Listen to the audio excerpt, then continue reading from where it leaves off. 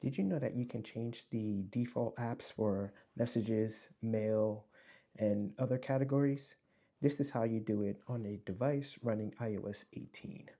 You want to tap on Settings. You want to scroll all the way down to Apps and then tap on Default Apps.